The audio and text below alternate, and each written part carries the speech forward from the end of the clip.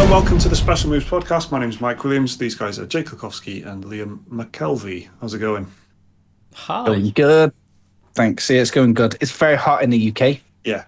And just so everyone who are listening from around the world can laugh at us, it's 24 degrees Celsius, more or less. So hot. The road is melting. Yeah. You have to understand, everything in the UK is built for the cold weather to retain Not too heat. cold. Not But by cold we don't mean snow, okay? No. The amount of adverts you see about window insulation on the telly, that gives you a rough idea of how the UK's infrastructure is designed. Just sort of grey weather. It's just grey, generally grey weather. That's what we're good. That's what we're good at. But yes, it's been sunny, so PC's been making a bit of noise. It's been really quiet, but it's actually making some noise now. So I'm like, oh, there's some fans in there. So there you go. Gaming heat, that is. Gaming heat. That's a podcast I'd not listen to. Yeah, definitely not. I'm not going to do any of that. Yeah. I mean, it's been. I've not really got up to much gaming wise this week. I've not played anything at all, really. I mean, there's been quite a bit of news that's been, worth an eyebrow raise, but I haven't really played much. But I have been smashing Total War.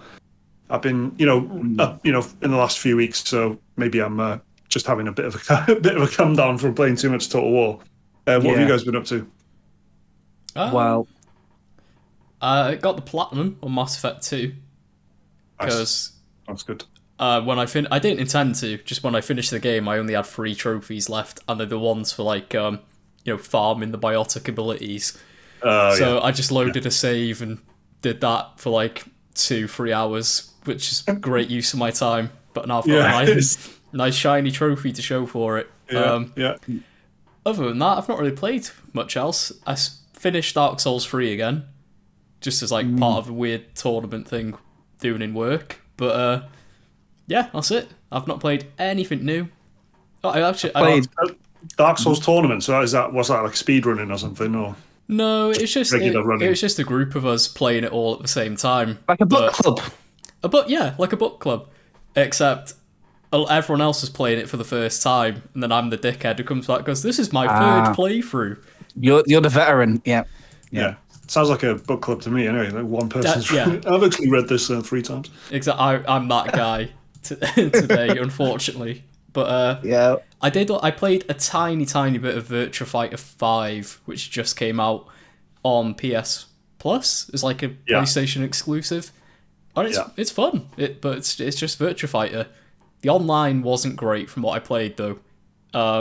Every time I pressed the button, felt like it was in quicksand, and there was not a 10-second delay, because that's insane. But it was a noticeable delay between the button press and the seeing it on screen. Yeah, and I've been you'd be playing it on Google Stadia or something. Exactly like that.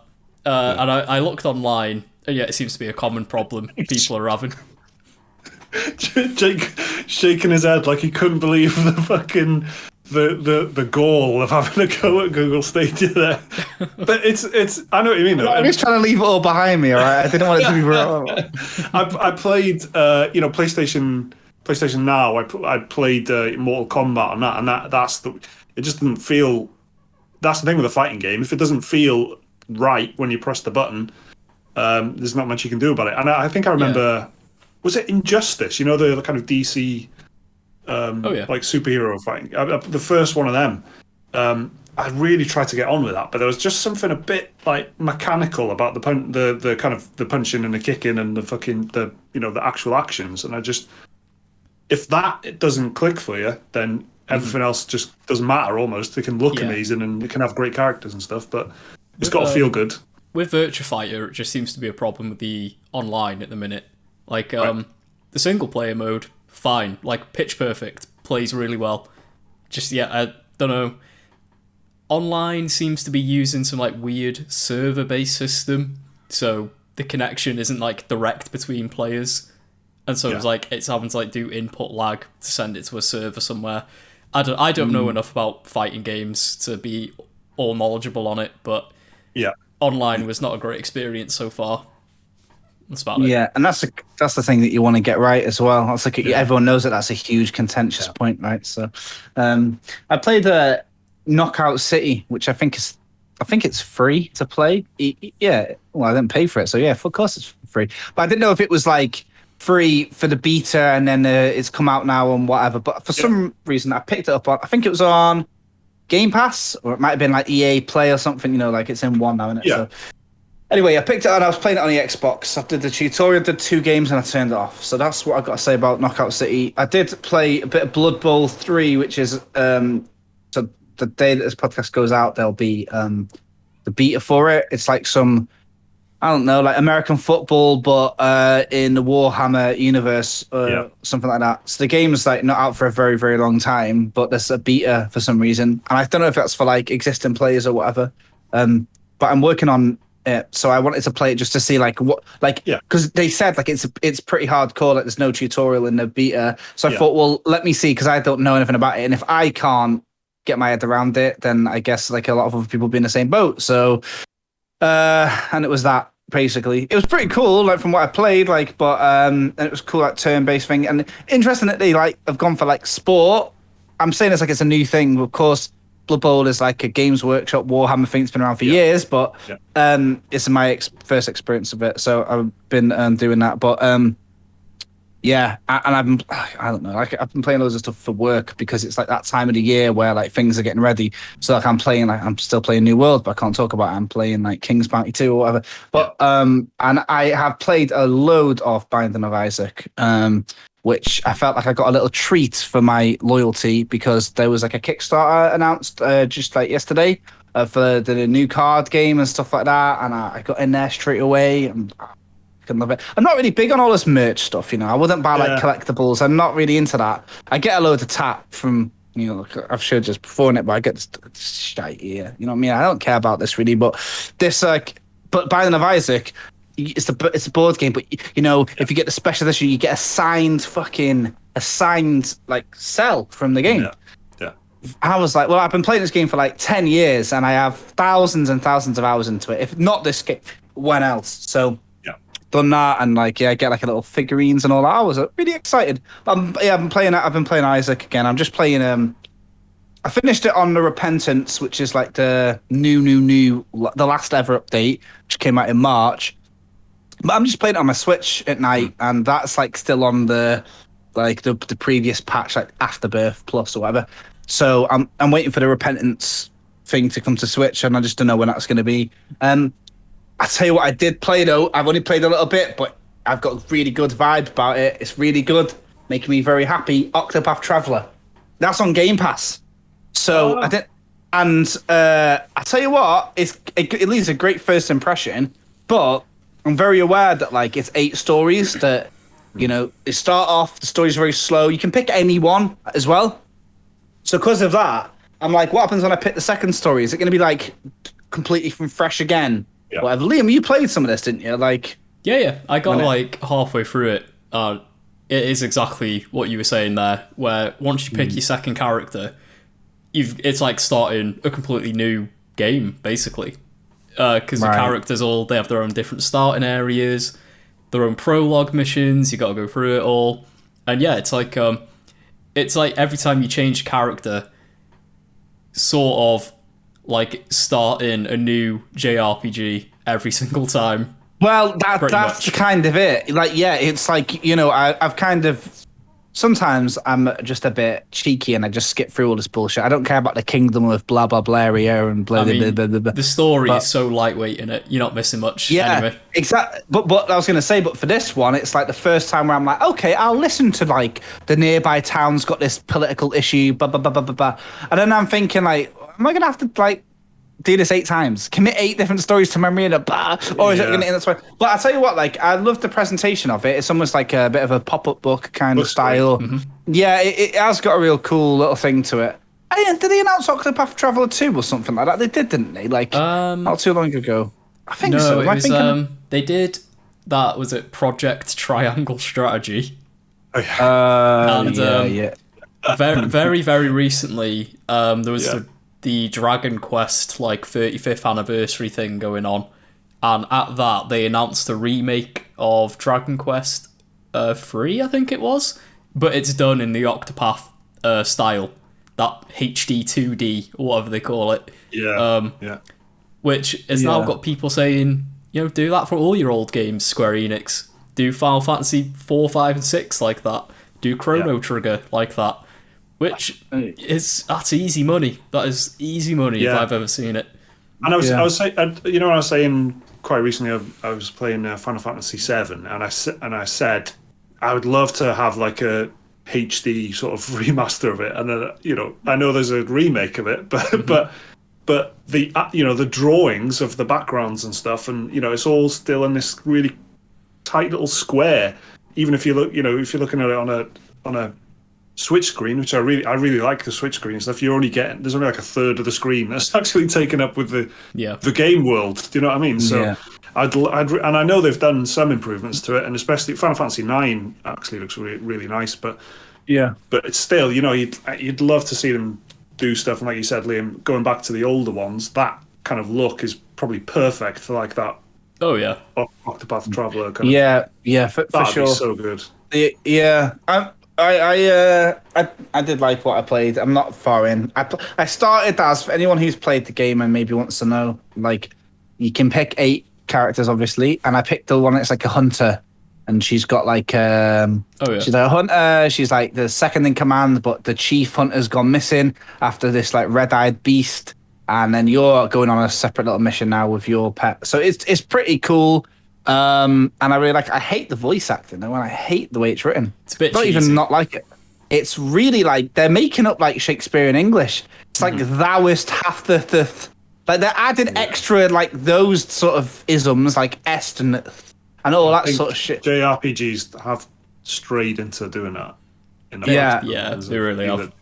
Yeah, it's very like hark looketh though the thine territoryeth. It's like adding like.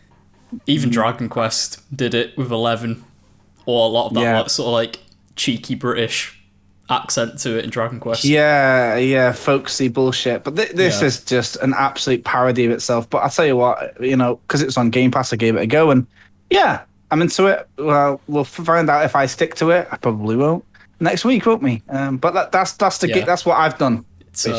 It's one of those, if you got 100 hours spare games. Right, yeah. It does not respect your time at all, Octopath Traveler. Yeah. Okay. Well, we'll do. There's a lot to get through, really, if we're going to talk about E3 and in terms of games getting shown off for the first time, seeing some gameplay of Far Cry and stuff like that. Horizon Zero Dawn, Dying Light. There's been some a lot to be discussed, really, in terms of gameplay footage. But we'll kick off with a really simple question to get us going, I reckon. We've had this email in from Charlie Buscombe. If you want to send us an email, the address is dearspecialmoves@gmail.com. That's dearspecialmoves@gmail.com. Send us in your questions, your opinions. If you disagree about anything or agree with anything we've said, it'd be really good to get them in the inbox so we can talk about them. Charlie says this: "Hi gang," which is not, again, this does happen a lot where we just kind of get, we have Dear Special Moves, hey gamers, isn't it? That's a simple request. Pick a side, will you? Pick a side. These radical neutrals. So Charlie says, "Hi gang, hope you're all well. Love the Best Game Ever podcast," which is the Jake. Why are they emailing in? We've had 2 in a row. I think you're saying it because we mentioned it last week. Thanks. I haven't done one in like 2 months. So yeah, cool. Thanks. Season 2 comes out next month. Thank you. What announcements are you all excited for the E3 period? Has anyone told Mr. Keeley to stop his diluted announcements yet? Kind regards, Charlie.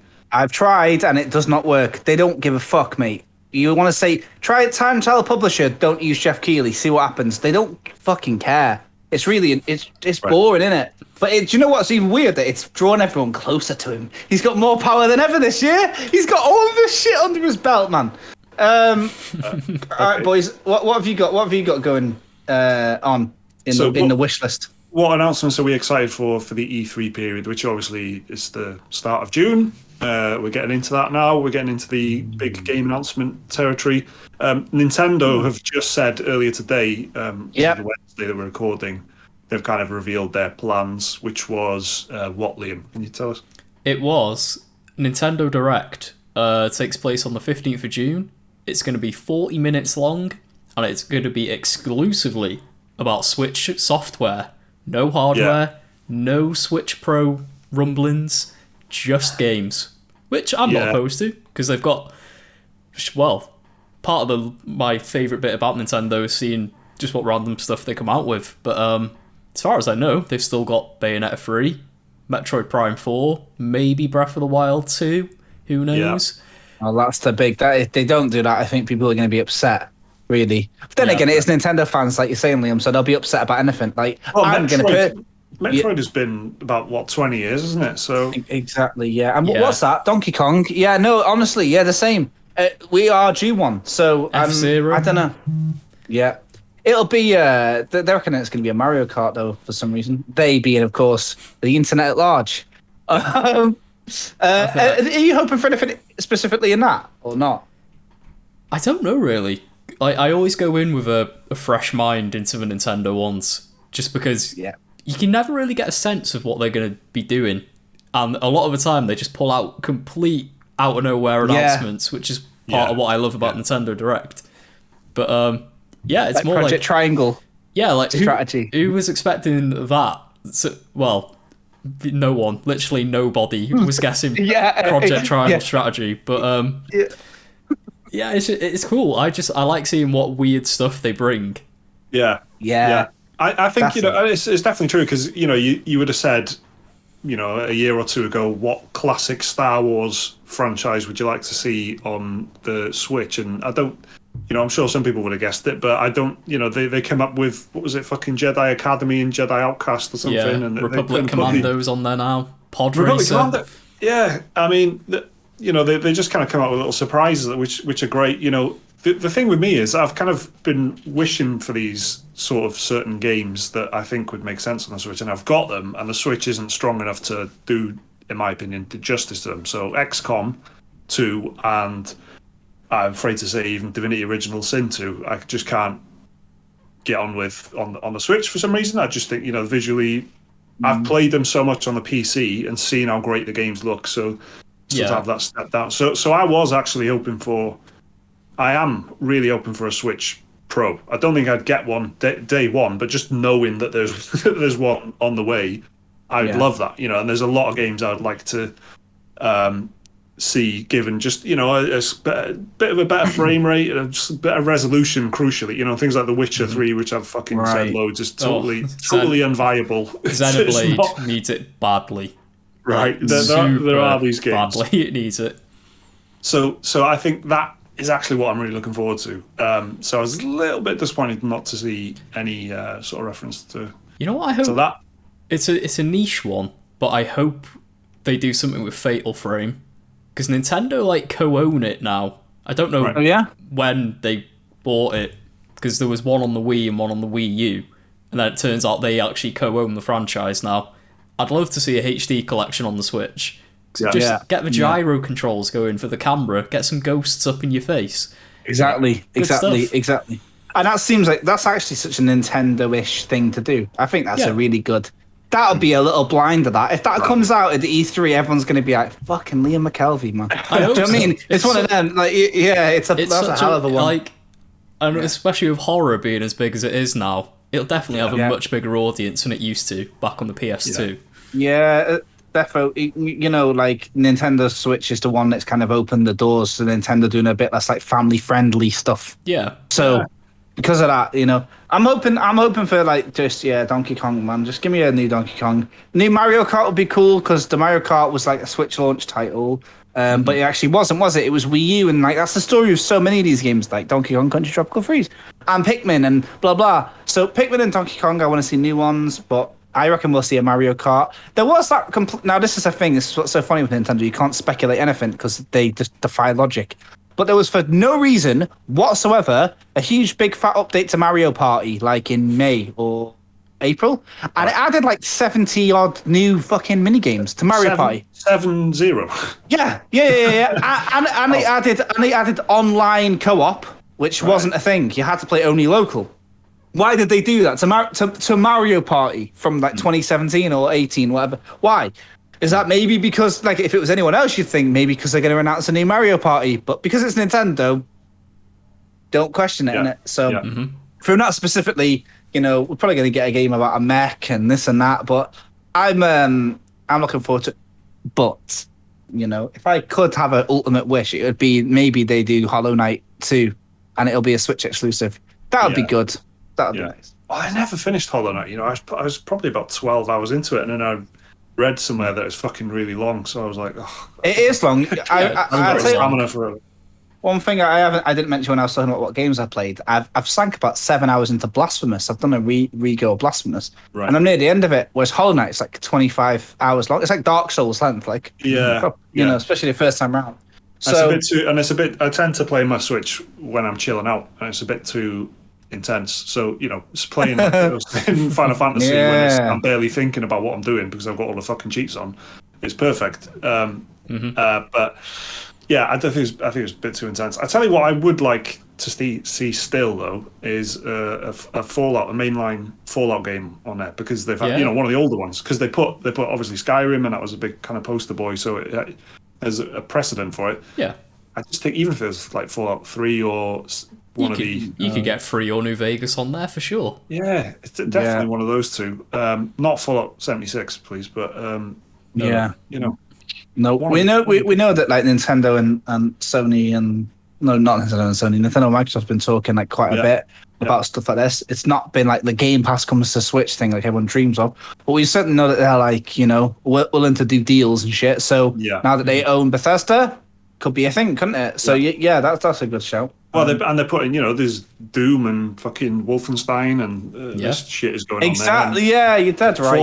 Fallout is much slower paced in terms of being a shooter than those two, so that's like your best mate, innit? From an older generation as well, so you don't need as much beefy horsepower to get them through. See how many of those fucking youngsters we're talking about? I never played Mass Effect the first go round. Get them on Fallout 3. Yeah, you know what I mean? Absolutely, man. Absolutely. Sounds of the Wasteland. I think, but I've kind of, like I was saying, I've kind of had the ones that I was wishing for, and they didn't run as well. I was hoping to they would. So it's a bit of like careful what you wish for as well with it. Where in certain indie games and stuff, like I've just I've bought Sunless Skies, which I'm a big fan of. I played it on the PC.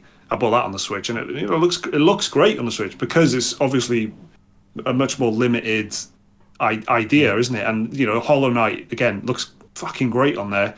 Yeah.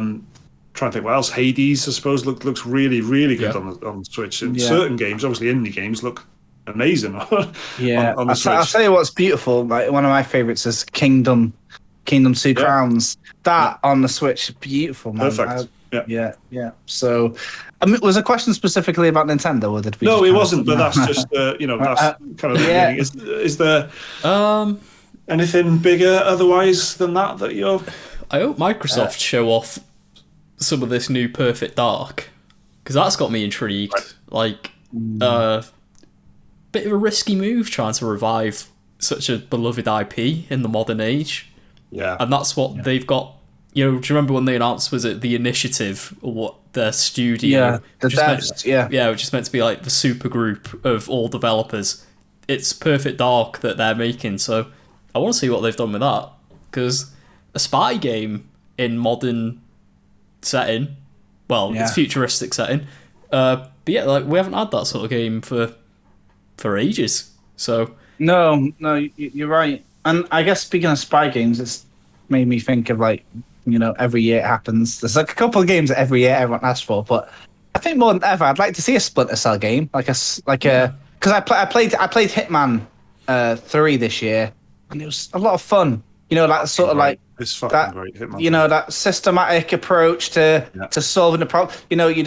And Splinter Cell was like that. It was very much like that. So I'd love to see something like that, and maybe some new IP or whatever. But I don't know. I don't know what I'm looking forward to for Xboxes, because Xbox and Bethesda have merged into one conference. So, which to me kind of shows me that I don't know. Like, to me, I'm thinking they don't have enough to show each, which is good though. Less faff for us, which is good. Rather than dragging it out like Ubisoft, do they really need a 1 hour conference to talk about fucking Rainbow Six again or whatever? Yeah, but the nature of it now is that if Bethesda announces a game, that is essentially Xbox announcing a game, isn't it? That's it's you got to assume things are going to be Xbox and PC exclusives, which why wouldn't they do that? And I don't want to sound like a broken record, but obviously Fable, I want to see some fucking Fable, please. Oh yeah, I don't reckon we will, but I would love that. I don't know why. I don't know what else, apart from the usual suspects of the checklist of Dino Crisis, Metal Gear Remake, Silent Hill, anything. See you next week. Apart from my usual begging for those few games, I don't. Yeah, I like the surprises is the best. And Microsoft did quite a lot of that last E3 with their big stage show. Of course they had the big Cyberpunk thing at the end, but everyone knows how that turned out. Yeah. But they did stuff like the Devil May Cry reveal. Gears of War 5 looked great when they announced that. I wonder if they bring a car out on the stage again. Who knows? Was Fable then? Was Fable? I think so. Yeah. So I think that the last couple of E3s we've been sold all these cool dreams like Elder Scrolls and blah blah. But I'd like to see lots of these flashed out. Basically, nearly everything from Xbox's showcase last year. What was that Rare game that looked a bit like Princess Mononoke? That one. There's that Obsidian high fantasy one called Avowed. Fable. Even if it was the exact same lineup, Hellblade 2. Even if all them, but just gameplay rather than just a CGI trailer. Yeah, I'd like that. That would be more exciting. I really like the idea of Age of Empires 4. Total War is good, but I'm a bit smooth brained to nothing. I like because when we were playing Battle for Middle Earth 2, it had this simplicity. They don't make games like this no more. And Age of Empires 4, last month when they showed off the gameplay, the UI, everything, it's proper throwbacky, but it doesn't seem like it's a tribute act. It seems like it's going to be able to do something cool. So, I'm going to say something controversial about Age of Empires. I think it's quite charmless, and there's something about it that is just it's good. It's always good, and mechanically it's quite I like it. But unless you're super into the multiplayer, which is where the money is for them in this kind of thing. People are rarely making single player RTS games. They're barely making fucking RTS games. So if they're going to make a RTS game, it's going to be about the multiplayer and it's going to be about fucking unit balance and all this kind of shit, which I'm really not, as a strategy player, sort of interested in. But there's something about I'll definitely play it. I'll definitely get it. I'll definitely play it. I'm just not sort of buzzing about it. I don't know why. It's because I think I've played Stronghold and things which are just fucking spilling over with personality. There's the early ones. So I've always been more of a Stronghold kind of guy, but unfortunately all the recent Stronghold games are not good. So I hope we get that at E3. They say it's out right now and it's on Game Pass day one because it's coming out to Game Pass day one. That'd be a huge one to do, but it would be fucking. They're showing off a lot of it, and they've been showing it off for a while. So it's I'm interested, but I know it's always a bit cheesy to say the best thing is the surprises, but it's always the stuff that's the coolest as you're not expecting it. I mean, just for the record, innit? Just for the paper trail, Elden Ring. Let's just get that out there. Do you know what? I don't need all these pundits saying there'll be no. I want to see it. And, I've been saying it for months and months and months. I really, really want to see Battlefield 6, and then that's been announced next week. So, that'll be good. What's Sony up to? They haven't announced. So, I've actually got a list here of what's what. Most of the shit happens, so from the 9th onwards, you've got, that Jeff Keighley thing's on the 10th. Battlefield's on the 9th, but then you've got Jeff Keighley's thing on 10th, Koch, IGN's thing, Wholesome Direct, Ubisoft. These are all within 2 or 3 days of each other. And then on Sunday night, it's the big event, I think, especially for people who own a PC. It's you got the PC gaming show and the Future Games show and the Xbox and Bethesda showcase. Right. So everything on the Xbox and Bethesda thing will matter to PC players. Yeah. There's nothing on the Monday, but then the Tuesday's the Nintendo Direct, and then on the 16th, Steam are doing a big indie special sale where they're showing off loads of like indie games, and then it just kind of slow things throughout. EA are doing theirs way ahead, the end of July. Okay. So I don't know what Sony are doing, but you'd think it'll be next week, either 9th, 10th, or then that Monday, 13th, 14th. Well, but it is raising the issue of doing, of E3 as an event, isn't it? Because Sony have already kind of done something. They did the Horizon thing. It wasn't long before that where they did the Ratchet and Clank one, which had a couple of other things. Yeah. And that more like Nintendo-y kind of idea of just semi-regularly showing off a 30-minute or an hour. I can see them. Games you've got coming up. Yeah, I can see them doing a state of play thing. Yeah. Like we normally do. Yeah, and speaking of that, in a way, they were the first to go because they did show off like something in a state of play this week, which was Horizon Zero Dawn Forbidden West. I just said that. So that was me trying my hardest to segue into get it. Get us back into it. Yeah, exactly. Quick. So we saw that, like, it was quite long. I can't remember how long though. 20 minutes or something. I watched 4 minutes of it. It felt like 20 minutes. I thought it was like 10 at most. God. I didn't watch it live either. I must say. So I'd already seen. I'd already seen what Liam had to say about it. For example. It was the same. Yeah, I was watching the season 5 takes. Yeah, no, it was 19 minutes. It was 19 minutes. So yeah. Okay. I watched it like an hour after. Like, I was like watching the season 5 finale of Mad Men, actually. So I thought, well, this is riveting. I can't turn this off, can I? They did show off quite a lot of their game, didn't they? Really, I think it was a bit. If this was the first time anyone had seen PS5 gameplay, people would say it was like, bullshotty. There was lots of that, like, transition into cinematics and stuff like that, which I don't think will happen in the real game, but it still felt like it was, even though you saw someone playing it and it was dead open, that person is like, it's like their 20th run of that game, to the point where the game's basically on rails, like they're perfectly, not that I'm expecting someone to just start fucking dicking around for 20 minutes live and be like, there we go. Shit. Okay, no, let's go back. I felt like it was like really overly, like, I don't know, orchestrated. So I don't think I got that much of a good feeling of what the game's actually going to be about, because this was like a really tight, like 20 minutes of like pure action storytelling, setting everything up. But the game's going to be 6 hours of bandit camps. And it is going to be bandit camps, because in what I saw, there was a lot more focus on the bad guys are the humans. There's raiders and blah, blah, blah, blah. Yeah. So, and they're and they're harnessing the power, and they're taking over the... And... What kind of is difficult about this, though, is the more of this you see, and basically as you fucking get older, it's the only way to be honest about it, is as you've seen more of this stuff, they say, they'll say, and the bandits, they harness the power of whatever. But that means, what does that mean? They just glow blue, and the square doesn't work on them. You have to press circle on them instead. It's that kind of like, they're all, it's all the same shit. But it's like, they're really trying their best to build story around it. Well, about that, can I just ask you, am I being stupid? At the end of I'm going to try and keep it spoiler-free as possible. The end of the first game ends in such a fucking Marvel Cinematic Universe style, like, Yes. Oh, and guess what's going to happen in the next one? And then at the end of this, it was like, what could it be? What could the source of the corruption be? What's doing this to all of these people? And who do the bandits follow? And I'm thinking... I finished the game, so I know, like, it can only be one thing, because isn't the whole plot about like the source of the corruption?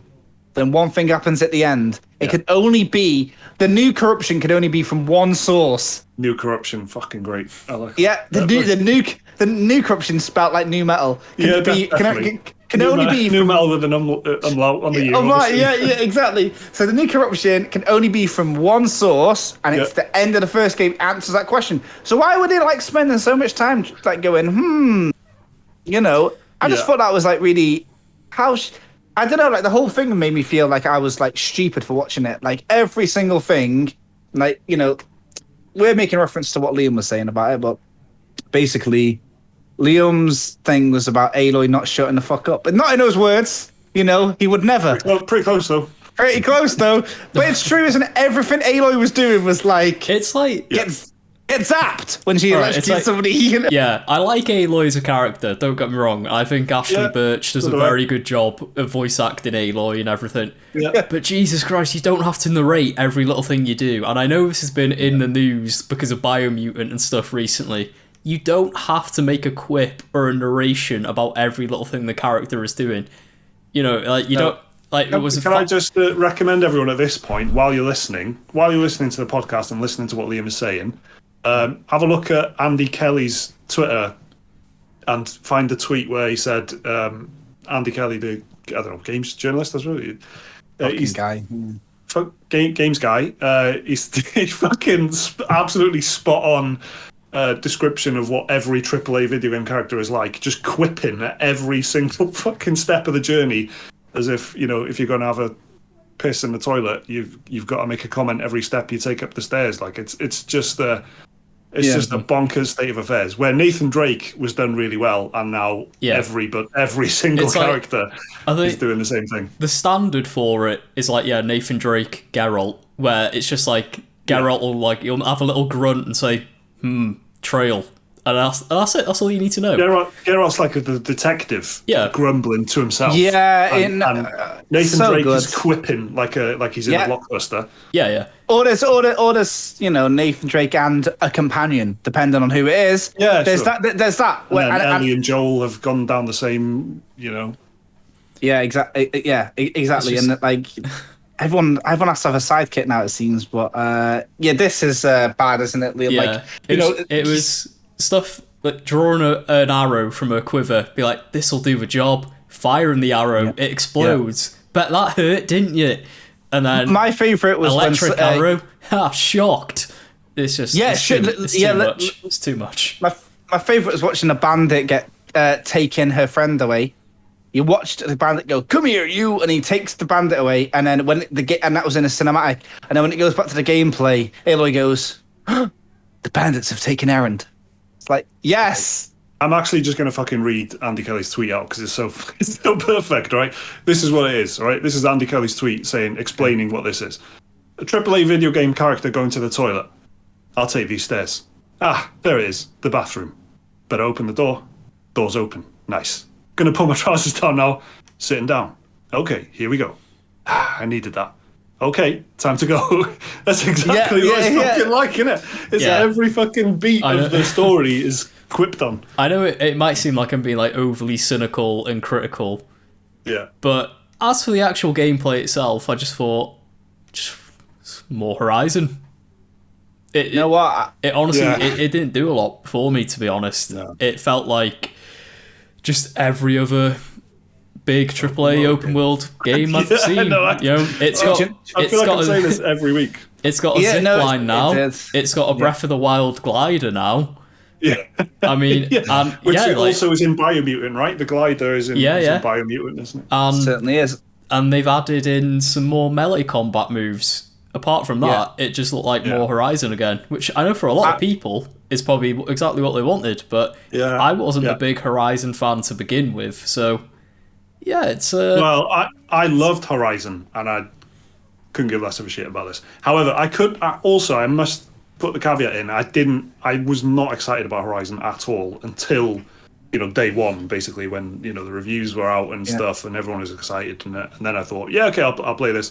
And then I loved it, but I'll get it because it'll be a spectacle. It's going to be a stupid blockbuster. I wonder if they're going to be doing a bit of globe trotting, or is it going to be one big map?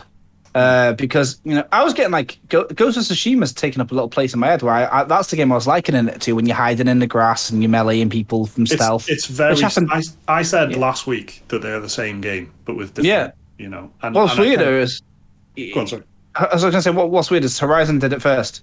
Horizon did do just the tall glass, great, blah, blah, blah. But this, I look at it and I was like, especially if the whole thing's on an island, I don't know why, but But even the Horizon tall grass thing, that's, Assassin's Creed 3 had you hiding in tall grass. Yeah, I'm sure there's a high grass historian somewhere who can trace it back even further. That's the truth. Definitely. But there's a lot of like overlap and stuff. But then, what you saw last gen was, there's some originality in like IP anyway. So you had Horizon Zero Dawn, which gave you a bit of robot dinosaurs, which I liked it. I liked the there was enough originality in the world that I really got on board with it. But then naturally, obviously, what you're going to get is sequels from that. So you're going to get a Ghost of Tsushima 2. Of course, you're going to get a Ghost of Tsushima 2. You're going to get Horizon Zero Dawn 2. You're just going to sequelize it as much as you can. Why wouldn't you? Because you just make loads of money, wouldn't you? So that's just Bloodborne Sinister. They obviously don't like money that much, do they? But but it's that part of the life cycle now, isn't it? Obviously, and it's nothing new. You've had loads of Uncharted games, you've had loads of kill zones, you've had loads of resistances and stuff on PlayStation. So it's just the next phase of that now, isn't it? So yeah. I don't know why. That doesn't mean we don't get. I hope that doesn't mean we no longer get more original AAA games. Original IPs, because that was really cool about the last few years. Well, Sony keep reiterating they're committed to new experiences as well, and they keep throwing Returnal in people's faces, being like, "See, we funded this." They are. All their Twitter is that. Yeah. So Returnal's a good game. I do hope it doesn't just become sequel after sequel of very formulaic blockbuster action set pieces sort of thing. Yeah, and the thing with the game, the thing with the games that makes it noteworthy that now that you kind of feel a little bit like, oh, I hope there's more originality coming, is that they're so similar. And even like God of War is a different different structure to the game, but it's still like a third person story driven thing with similar skill trees and all that, and the same kind of gloss, that kind of Sony AAA gloss that they've all got. Mm-hmm. I really think that like God of War did a good job though of like making you know from the outset that there's gonna be a sequel. Yeah. Oh yeah. And to the point though where if the sequel is like dead similar to the first one, I'll be like, okay, because it's a sequel, because it's a story, of course, Whereas with Horizon, I felt like it was going to be something like completely. I don't know why. I just expected it to be a bit more different than that. Like if there's a Death Stranding 2, I'm going to feel a bit like what? Because the story felt like it came to a natural conclusion and blah blah blah. And with Uncharted, like I think that they do kind of iterate. Like Uncharted 1 and 2, there was a big gap I felt in like. And then with Uncharted 2, they made it very, very, very obvious that there was going to be an Uncharted 3. So when the difference in like gameplay wasn't, what I'm saying is if God of War Ragnarok or whatever is like literally paint by numbers God of War, even though it's just the same as that, I don't think I'll be criticizing it as much as I was for Horizon. And I don't know why. I don't know what I was expecting. No, I probably agree with that, but I think it's sort of just different enough. It's closer to you. It's a bit more old-fashioned in it's more like a Zelda game or something, in the structure of the world and stuff, and how you, in the same way that Returnal, even though it's a third-person sci-fi shooter game, is still the structure of the game is totally different to, Horizon or whatever. But all right, we're talking a lot about Sony games. The other one that I don't know if you saw this week that came up was Far Cry. There was kind of a 4 or 5 minute. Gameplay reveal for Far Cry 6. Which again, it's the same exact thing with Ubisoft, isn't it? The same situation with Ubisoft, and their games are all kind of looking similar. But this looks all right. But again, it's going to come down to reviews. This for me, I'm not excited about it. The setting looks cool and everything, but the setting does same. Good, yeah. Far Cry is the only Ubisoft franchise, alive Ubisoft franchise, I'll specify, because I always hold out hope for Splinter Cell as well. Yeah. But Far Cry is the only one I still actively care about. Right. Right. But yeah, like you're saying, Mike, that's Far Cry, all right. But for me, that's enough. I don't know why. Yeah. No. It's because you're expecting it, And it seems a bit hypocritical to say, especially when I like criticizing Horizon Forbidden West for being more Horizon, but then I'm saying I like Far Cry for looking like more Far Cry. But there's a simplicity to Far Cry that, I don't know, just it hooks me, it grabs me in, and I'm always excited to see what they do next. I think it's just that formula of they have a brand new brand new exotic setting. They always have a main antagonist who they big up and really push in the market. It's right in your face like this. Yeah. You know what I mean? Like, it's ever since Far Cry 3, when they had Vass and then they had Troy Baker for Far Cry 4, they had the cult leader in 5, and now they've got Gus Fring himself as the villain. Yeah. And it's just, it's good. And I know what I'm getting with a Far Cry game as well. I know I'm getting... No politics. Oh no, opposite this time. The director of Far Cry 6 came out and said, our game is a political game, which of course angered the gamers with a capital G. Didn't he say that after something about them saying someone it wasn't political? because someone at Ubisoft said it's not political. And then there's loads of defense posts now. Washington Post yesterday headline, we shouldn't need Ubisoft to tell us that Far Cry 6 is political. You know. Anyway, sorry, Liam. Go on. The whether or not something is political is the most ridiculous fucking. Yeah, I know. Yeah. I'm shooting his child, but it better not be for political reasons, right? A game about like that socialist. Leave politics out of games. A game about overthrowing a tyrannical fascist government is not political in any way. Exactly. But never mind that. But yeah, so Far Cry 6 set in a city I think is the first time they've ever done that, right? Where it's set in a... there's a lot. There's a lot of... There's a variety of environments, but one of them is like urban, which I don't think they've ever done before. Yeah. So there's going to be a lot of like tall buildings, like alleyways, streets, and tight combat and stuff like that. But then there's mountains and trails you can hitchhike up and explore for rewards and loot and all that. There's almost like this over-designed, sort of BioShock kind of style look to the guns and shit like that as well. There's like this kind of really like elaborately designed vehicles and shit, which is pretty cool. Yeah, it looks like they're taking themselves a lot less seriously after Far Cry 5. Yeah, Far Cry 5 was good. I like it a lot, but it was very self-serious at times. Even though not because it wasn't political, wasn't it? Of course, that's because it wasn't political. Right. And even though there was a dog, a dog who could throw you guns and stuff, weirdly, it took itself too seriously. But Far Cry 6 looks like it's enjoying itself from what I can gather. Yeah. Where you have the rocket launcher backpack, so it looks like you can customize a special ability. Because one of them was a flamethrower. One of them was the rocket launcher backpack, and then you had the old mentor character giving you loads of weapons. There was an alligator just randomly eating people.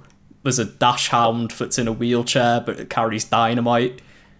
There was a gun that shot CDs at high speed, almost like the Half-Life 2 buzzsaw gun. And it was playing the Macarena, wasn't it? That's it, exactly. Until you started shooting it when the music cut out because it started skipping CDs. Yeah, it's fucking cool. Yeah, it's like, I think Far Cry 6 so far looks like it might be a lot of fun. But with Ubisoft games, you can never really tell anymore. Because I always think the Assassin's Creed games look fun, and then they turn out to be 80 hours too long. But Far Cry. I'm looking forward to Far Cry. Yeah, it looks alright, I'm just rewatching the trailer because I only caught it whilst I was cooking some food or something, and it's like, it seemed goofy. I didn't play the 5th one, but it had a bunch of extra shit, which I'm not glad that they've stripped out, but I'm interested to see why they stripped it out. Like they took the map editor away, and remember that Far Cry 5, they had that idea of the arcade mode, and it was all that's just all gone now. So I guess they didn't really like that idea. But no, it was pretty dead on release anyway, the Far Cry arcade thing. But they have brought back a customizable protagonist who is actually a protagonist this time. They talk, they speak, they are a character, voice acted, and you can choose, make your character whatever you want to be. So in Far Cry 5, got a lot of flack for having a silent protagonist who just did not react to any of the weird events going on around them. So it's cool to actually have a character who is part of the story again. Yeah, says things like, "This is bad," and "I don't agree with the politics of what's happening here," and things like that. Unlike the Far Cry 5, because there was just, it wasn't a political game, was it? So there was no commentary from the main character there. So, all right, and the last one is Dying Light, which I didn't see this. Did you? Any of you guys see I it? did not see this either. I watched it at the very beginning of this podcast, whilst we were talking about the weather. I had it on, and I'm watching it again. And I've watched it on mute, obviously. So unless they're doing some really great storytelling over the trailer that I'm missing out on, I'll say that it jogged my memory on just how much I liked the first game, because I actually really did like the first game. I thought it was like I can't remember if it got like really mixed reviews, but I picked it up for like dead cheap on the PS4. And I was kind of in my own little bubble with it, and I ended up really, really liking it. And my favorite thing about the game was that like you started off like a bit clunky, a bit shit at parkour, and you could just put your stats into it. And I remember it was like one of the first times in ages that I really felt like when I was putting my points into like the physical abilities, I was really seeing the difference. And like by the end of it, I was like, and because I was used to the mechanics. By the end of it, I felt like I was doing 360 no scope fucking samurai dash slashes, and it had like this goofiness to it. But because of like the way that like there's like a day and night cycle, and like creatures come out at night and get you and whatnot, like there's like it had some scary moments in it which were like really organic, not like jump scary funneled into a corridor scary moments. Like it was good because it was hitting all these different things, and like this does seem to be a lot more of that. The world almost looks like The Last of Us, like Seattle. Is that where it is, Last of Us? Is it in Seattle? I made that up. Last of Us 2 was, yeah. At least part of it was.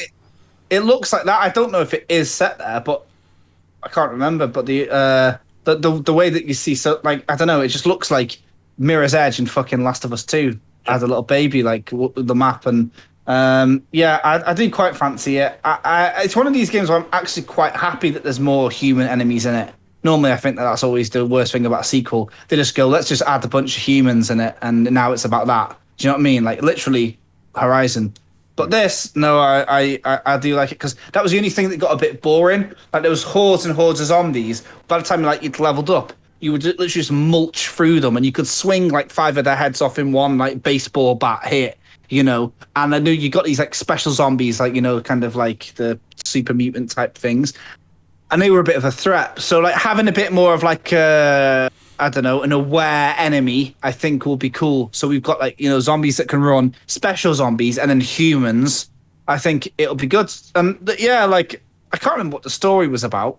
Well, the thing I remember with this is that, people, loved the first one after it had some DLC or something and some updates and whatever. So, a couple of years later, all of a sudden it became this huge cult thing, and I remember loads of people telling us in the comments, "Oh, you need to play it. It's one of the best kind of zombie." I did give it a spin, but I just couldn't get on with it.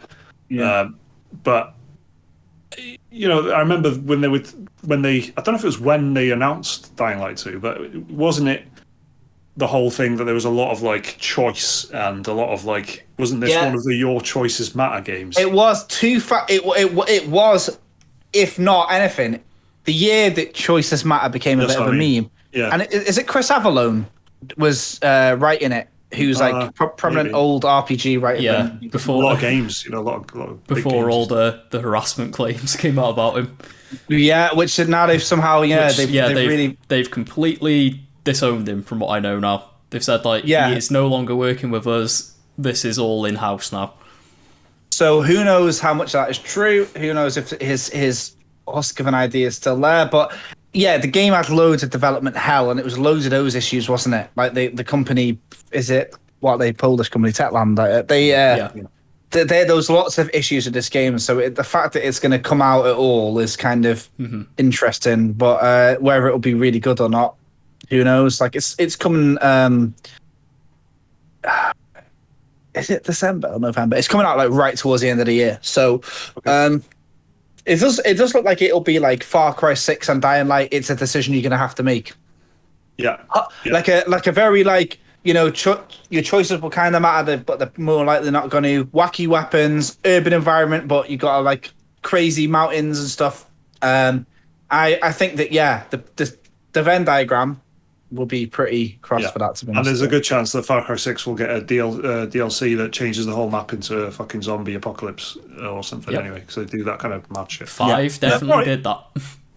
Let us know down in the comments what you're looking forward to for E3. If you've got any predictions as well, it'd be good to know. What do you think is going to happen?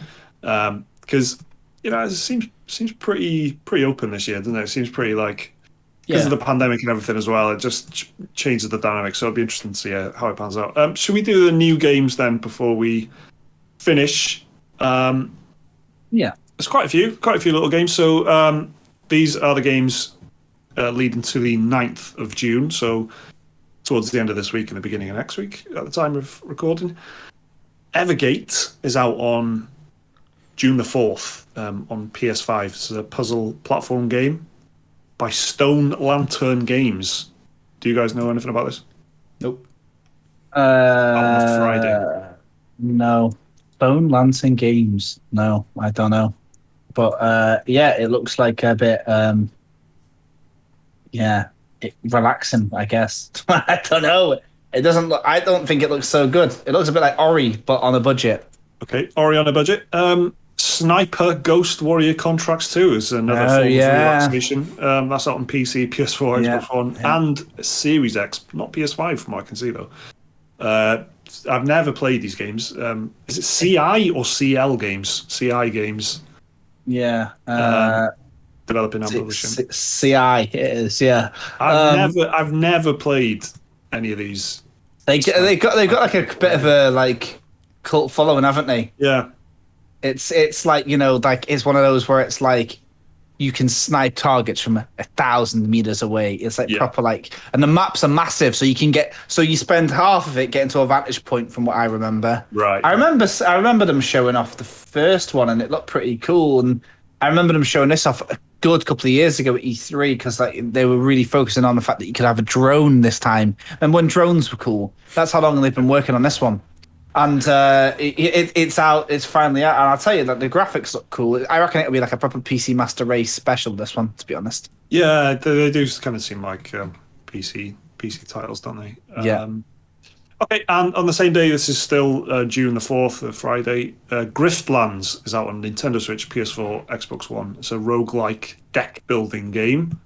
It looks alright. It looks quite, There's a lot of these out lately. There's tons of them. So this game, you could play it for years and years and years, since 2019. I wondered if I'd heard of it. Right. It's got one of the there was a game that just came out this week. What's it called now? And it's a bloody roguelike car building game, and it's getting proper good reviews. Have you guys seen it? Do you know what I mean? It's not really a genre that I've got into. Yeah, they're really focusing a lot on this lately. It's called Tainted Grail Conquest is the one I'm on about, and that is doing really well. It's #1 selling on Steam at the moment, and it's a deck builder, roguelike, and an RPG. So that is if you're interested in deck building roguelikes, Griftlands is just a jumping off point at this point, isn't it? Have a little look at Tainted Grail. It came out this week after some intense early access, so it's like a Steam darling, a proper fan favorite sort of thing. Worth a look. Forget Griftlands. I'm sorry you said it. Check this out. Exactly. Yeah, thanks for opening up, Griftlands. Brutal. All right. On the 8th of June, which is the Tuesday, I think, Chivalry 2 is out on PC, PS4, PS5, Xbox One, and Xbox Series X. The old hack and slash medieval combat game. Did you play the first one? No, I never played the first one, but I remember it being massive on YouTube back in the day. Every big YouTuber was doing chivalry videos, chivalry tournaments, collabs. It seemed like everybody was on it. I played it quite a bit, but I didn't get super into it. But it's because the thing with like melee combat is if you can forget how silly it looks, it's great. But when it doesn't matter. Like there was obviously improvements in Chivalry 2, but there's still that like running up to the other person, like bobbing up and down with your arm in the air, and then your arm kind of swings down as you chop him in the head, and it doesn't have this like that visceral kind of animation. It's more about their timing and their accuracy, and which swing do you go for versus the fucking block that's coming. I guess the one thing that like we've not mentioned yet. Unless you've just mentioned it this 1 second, I got distracted by looking at a picture of Henry Cavill. It's okay. It is relevant. It's first person. Yeah, of course. Yeah, sorry. So it's first person melee combat. But I don't know if which is like when you think of that, you probably just think of fucking Skyrim.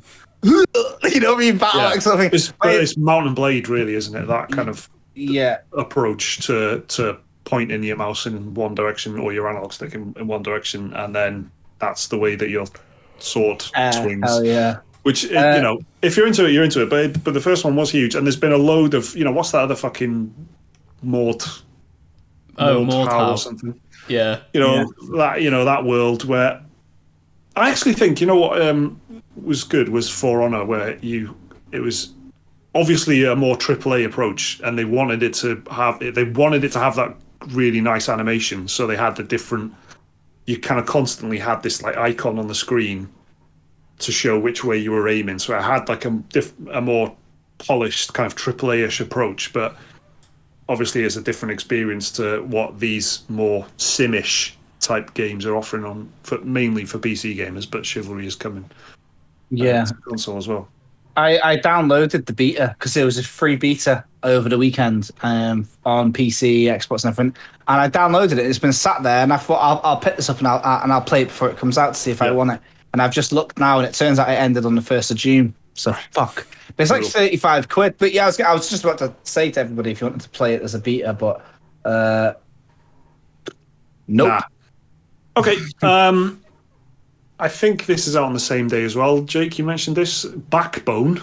No, it's the same day. Yeah, 8th of June, baby. Yep. That's out on PC, Switch, and Xbox. Developed by Eggnut. Those guys. What'd you call me? Published by Raw Fury. What is this, Jake?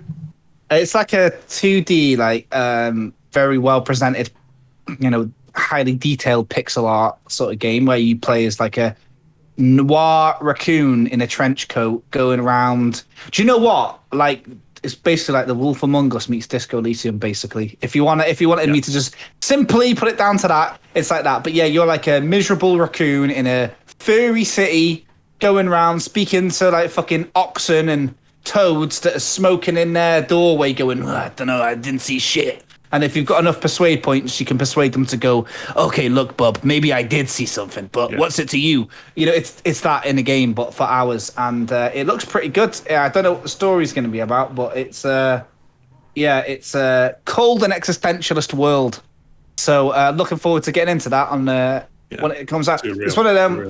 It's one of them where it's been like game dev Twitter have been going crazy for it. And I'll tell you one other thing. There was this game that got like shown off at Xbox E3 years ago. I think the guy got cancelled into oblivion, so a bit of a Chris Avalon situation. But it was a game called The Last Night, and that was like a cyberpunk world, Blade Runner-y, but it was like a 2.5D. I remember them calling it, and it was like it had a good soaring synthwave soundscape, soundtrack, big pads, it had this big. I was just saying, did you hear the story behind that? Turns out that trailer was no gameplay whatsoever. It was all made in Adobe After Effects. Oh, well, it was basically a proof of concept. Well, that how that game looked, because you were like, what the hell? It did look like something never seen before. It Backbone does remind me of that. The way that it's got it's 2D, but the way that it's designed to look 3D is very cool and clever. So yeah, look forward to that. And then on the 9th of June is a couple of games. Phantasy Star Online 2 New Genesis is out on PC, Xbox One, and Xbox Series X in North America, PC, Switch, and PS4 in Japan. Liam, did you know anything about this? I do. I dabble in Phantasy Star Online 2.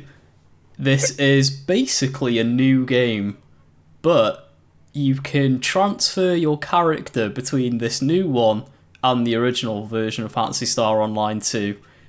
But there's a lot of weirdness going on where you can transfer some items over, but not some others. Some of the currencies transfer over because it's a free-to-play game, so it's got like 7 different premium currencies you can buy. Some of them will work, some of them won't. Both the game is it's all contained in the same like download client, but you can only have New Genesis or both installed.